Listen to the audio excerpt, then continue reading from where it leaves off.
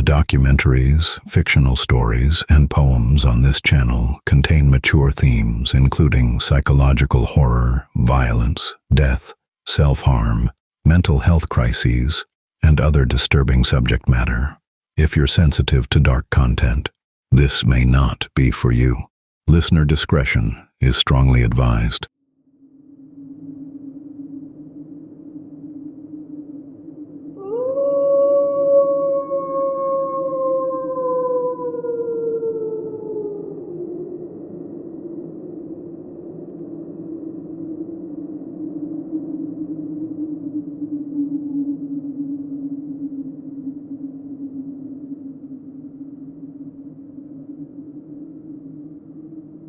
Good evening, my dark elves. I am the Howlerist. Tonight, on this Christmas day, I bring you a tale that reminds us the season isn't always filled with warmth and joy. Sometimes it hides dark secrets. Sometimes duty demands a terrible price. And sometimes the journey home is one that never ends. If you enjoy this original story, join the pack by subscribing and sharing with fellow lovers of the dark and strange. Now, settle in, dim the lights, and let me tell you all about Albert. The last delivery. The depot smelled of coal smoke and damp wool, the same as it did every Christmas Eve morning. Albert stamped his boots against the cold and flexed his fingers, already stiff though the sun had barely risen. Outside, snow fell in thick, lazy flakes that gathered on the windowsills and muffled the sounds of the waking town. "Big load today, Albert," called Tom from across the sorting room, hefting a canvas sack onto the counter. "Always is at Christmas." Albert took the sack, testing its weight. Heavy, but manageable. He'd done heavier routes. His daughter had asked him to bring back a sprig of holly if he saw any, so that she could decorate the mantel before supper. "Bessie and I will manage." He was loading the last of the parcels when Tom caught his arm. "Wait, this just came through for you. Telegram, marked urgent." Albert glanced at the envelope Tom pressed into his hand. His name across the front in sharp typewriter letters. He turned it over once, curious, then stuffed it into his coat pocket without opening it. "Right, thanks, Tom. Might want to read that." But Albert was already pushing through the door, into the cold, his mind on the road ahead. If he kept good time, he'd be back by supper. His wife would have the pudding on by now. The children could probably smell it already. His son had been practicing his letters all week, and he would be excited to show off what he'd learned. Bessie waited in the yard, her breath steaming in the frigid air. She turned her broad head as he approached, ears pricked forward. "Morning, girl." As he stroked her neck, he could feel the warmth of her through his glove. Snow had already gathered on her mane. He brushed it away gently. "Big day ahead, but we'll see it done. Then warm stables and all the oats you can eat." He hitched her to the cart, his cold fingers fumbling slightly with the buckles, and loaded the mail sacks. The leather was stiff with frost. He swung himself up onto the seat, the wood frozen solid beneath him, and clicked his tongue. Bessie leaned into the harness without being asked, and they rolled out into the white morning. The first stop was the bakery. Through the window, Albert could see a woman already at work, her hands deep in dough. He could smell bread baking, even from the street, warm and yeasty, cutting through the damp, icy air. He knocked on the door and waited, stamping his feet against the cold. The woman glanced toward the door briefly, then back to her work. He knocked again, louder. "Hello?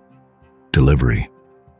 She didn't look up, just continued kneading her dough, humming softly to herself. Albert frowned. Perhaps she couldn't hear him over the noise of her work. He tried the handle, unlocked. He stepped inside, the warmth of the bakery hitting him like a wall after the bitterness outside. "Morning, ma'am. I've got your parcels." She kept kneading, her hands working the dough in steady, practiced movements. He set the parcels carefully on the counter near the till, waiting a moment to see if she'd acknowledge him. She didn't. "I'll just leave these here for you then." "Right.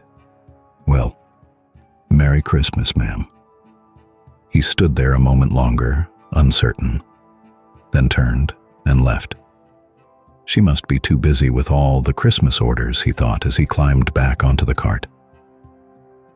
At the blacksmith's forge, Albert could see a young man working inside, sparks flying as he hammered at something on the anvil. The heat from the forge radiated out into the snow-covered street. Albert left a parcel by the door and knocked loudly over the noise. The young man didn't look up, just kept working, the ring of metal on metal echoing out into the morning. Albert knocked again, harder this time. Still nothing. "Ah, well, busy man." He climbed back onto the cart, gathering the reins. "Can't blame him, Bessie. Everyone's got work to do today." The snow thickened as the morning wore on. By mid-route, it was falling so fast he could barely see the rooftops. He pulled his scarf tighter and hunched his shoulders against the wind, but the cold was seeping through his coat, settling into his bones. His face felt numb. At one of the cottages on High Street, a young woman answered the door. She stared oddly, her eyes seeming to look through him rather than at him, unfocused and confused. "Parcel for you, miss," as he held it out toward her. But she didn't respond, just stood there, one hand half raised, her mouth slightly open, staring at the space where he stood. "Miss?" He jiggled the parcel gently, trying to get her attention. Nothing. She wasn't even blinking, just glaring with that strange, distant expression. Albert waited a moment longer, then set the parcel carefully on the doorstep. "Right then. I'll just leave this here for you. Stay warm now." He tipped his hat and turned back to the cart. The woman remained in the doorway, still dazed as he climbed back up behind Bessie. "Odd behavior," he murmured, taking up the reins. "Perhaps she's unwell." "Ah well, can't worry about it, girl. We've got work to do." By the time they reached the edge of the village square, Albert's hands ached with cold, even inside his gloves. His fingers felt stiff, clumsy. He tied Bessie to a post outside the grocer's and gathered an armful of parcels from the back of the cart. "I'll just be a moment, girl. Just a few shops to deliver to. Then we'll press on." Bessie stamped her feet and shook her mane, sending snow flying. She was tired too. He could tell by the way she held her head. The square was surprisingly busy despite the weather. People rushed past with bright shopping bags, garish colors, reds and greens. Nothing like the simple brown paper he was used to. Everyone had their heads down against the snow, hurrying to finish their business. Albert stepped into the flow of foot traffic, parcels tucked under his arm. His boots crunched in the packed snow.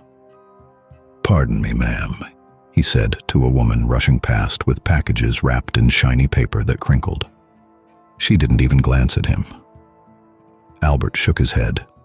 Rude. That's what it was. On Christmas Eve, no less. No sense of courtesy anymore. People too wrapped up in their own business. He kept walking. A man stood near the corner, talking loudly into something glowing in his hand. Having some sort of conversation with himself, it seemed. Poor fellow must be touched in the head. He gave the strange man a wide berth. "Excuse me," Albert said, trying to step around a young couple blocking the pavement. But they didn't move. They just kept talking to each other, laughing about something. People were certainly preoccupied today, too busy with their shopping to pay attention to a postman doing his rounds. He made his way to the tobacconist's, leaving 3 parcels on the counter. The shopkeeper, a thin man with spectacles, glanced up briefly, saw the parcels, then looked around the shop with a puzzled expression. "Just there, sir," Albert said, pointing. The shopkeeper just stared at them, picking one up and turning it over. What an odd fellow, he thought to himself. Albert moved on to the butcher's. The woman behind the counter seemed startled when she noticed the parcel, looking around as if wondering how it had gotten there. Strange behavior all around today. Perhaps everyone was stressed with Christmas preparations. When he emerged back onto the square, he paused by a shop window. Inside were boxes, smooth black boxes with glass fronts, and inside the glass, fast-moving images with words appearing and disappearing across the bottom. These were vivid and unnatural, almost hurting his eyes. He stared, blinking hard. This was like nothing he had ever seen before. He rubbed his eyes with the back of his glove, but the images remained. What in God's name was he looking at? Magic lanterns? But they were so clear, so bright, and there were 6 of them, all showing different things, different people, different colors. His head hurt trying to understand it. Bessie snorted softly from where she was tied, a familiar sound, real, solid. "Coming, girl," Albert called. He turned away from the window. Far too much strangeness today, and he had work to finish. He untied Bessie and climbed back onto the cart, settling the reins in his cold hands. "Not much further now," he said. "Then we'll be done, and we can head home." He clicked Bessie up and guided her out of the square. He found the holly growing wild along Marsh Lane, red berries bright against the white snow. He stopped the cart and broke off a sprig, careful not to prick his fingers on the sharp leaves. His daughter would be delighted. She'd probably insist on putting it up the moment he walked through the door. Bet she wouldn't even wait for him to take off his coat. "Just one more delivery, Bessie," he said, tucking the holly carefully into his inside pocket, close to his heart to keep it from being crushed. The last house sat back from the lane, a cheerful light glowing in the front window. A boy of about 7 or 8 was building something in the snow near the gate. A snowman, perhaps, though it was only half finished. The boy looked up as Albert approached, his face brightening. "Hello, mister." Albert smiled, the first genuine warmth he'd felt all day. "Good evening, lad. Working hard, I see." "I'm making a fort." The boy gestured proudly at the lumpy pile of snow. "When my dad gets home, we're going to have a snowball fight. A fine fort it'll be, I'm sure." Albert reached into his sack and pulled out a small package wrapped in brown paper. "This one's for you, I believe." The boy's eyes went wide. He took the box carefully, turning it over in his mittened hands. "For me? Really? Says so right there. That's your address, isn't it?" "Yes, sir." "Thank you, mister. Thank you so much." Albert tipped his hat. "You're very welcome. Merry Christmas, lad. Now get inside before you catch cold." "Merry Christmas." The boy clutched the package to his chest, beaming up at him. Albert climbed back onto the cart, his heart lighter than it had been all day. This was why he did it. This moment, this joy on a child's face. The weight of duty lifted from his shoulders. He'd finished his route. Every delivery made, every person served. His sack was empty, his work done. "Come on, Bessie," he said, warmth in his voice despite the cold. "We're done, girl. Now let's go home. The children will still be awake if we hurry." Behind them, the boy waved at them as the cart pulled away. Then suddenly, they were gone. Just gone. Disappeared into the white as if they'd never been there at all. The boy blinked. Where? He looked down. In the fresh snow, hoof prints and wheel tracks began to appear, moving forward down the empty lane with nothing making them, just the tracks appearing one after another in the pristine white. "Mom," he called, his voice small and uncertain. "Mom?" Albert guided Bessie back toward town, the empty sack folded beside him on the seat. The satisfaction of a job well done warmed him from the inside, despite the bitter cold. He'd see his family soon, his wife, the children, home. The thought of it made him urge Bessie on a little faster. The snow was heavier now, visibility down to a few yards. He kept Bessie to the center of the lane where the ground was firmest, squinting through the white to see the way ahead. Her ears flicked back suddenly. She tossed her head, nervous, pulling against the reins. "What is it, girl?" A sound, low and growing. Not thunder and not wind, but something else, something he'd never heard before. Then light, bright, blinding white, bearing down on them, through the storm like a demon's eye. "Whoa!" He yanked the reins hard. Bessie reared, terrified, her hooves scrabbling in the snow. The cart lurched violently to the side. The light roared past, straight through where they had just stood. A sound high-pitched and terrible, screaming through the air. Then it was gone, swallowed by the white. Silence, just wind and falling snow and his own ragged breathing. Albert's hands shook on the reins. His heart hammered against his ribs so hard it hurt. What was that? He looked around wildly, searching for some sign of what had just happened. The lane was empty. No tracks in the snow where the light had been. Nothing at all to explain what he'd just seen and heard. Bessie trembled beneath the harness, sides heaving with panic, foam at her mouth. "Easy now," Albert managed, though his own voice was shaking. "Easy, girl. It's gone. Whatever it was, it's gone." He tried to urge her forward, but the cart wouldn't move. Something was wrong. The wheel had dropped deep into a hidden drift when they'd swerved, sunk axle-deep in the snow. No. Albert jumped down. The snow came up past his knees, soaking through his trousers. He tried to push the wheel, throwing his weight against it, but it wouldn't budge. Bessie strained in the harness, but the cart stayed fast, held tight by the heavy snow. "It's all right, girl. Whoa now, easy." He moved to her head, stroked her nose with numb fingers. She was still breathing hard, eyes wide with fear, trembling from head to tail.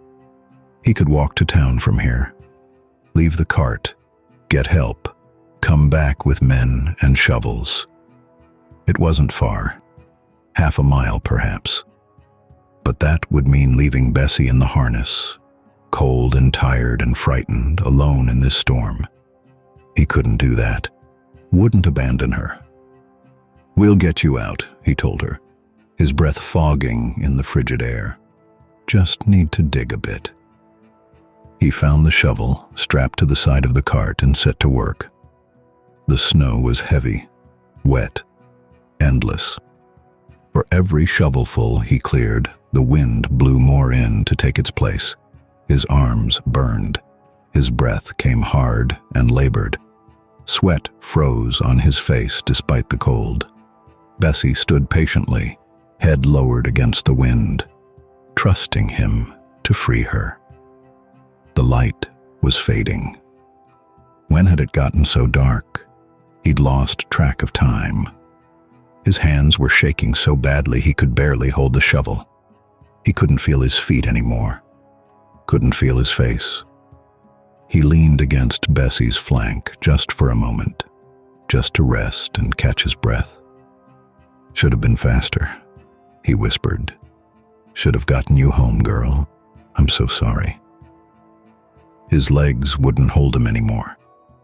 He slid down beside the wheel, back against the cart, the shovel falling from his nerveless hands. So cold. He'd never been this cold in his life.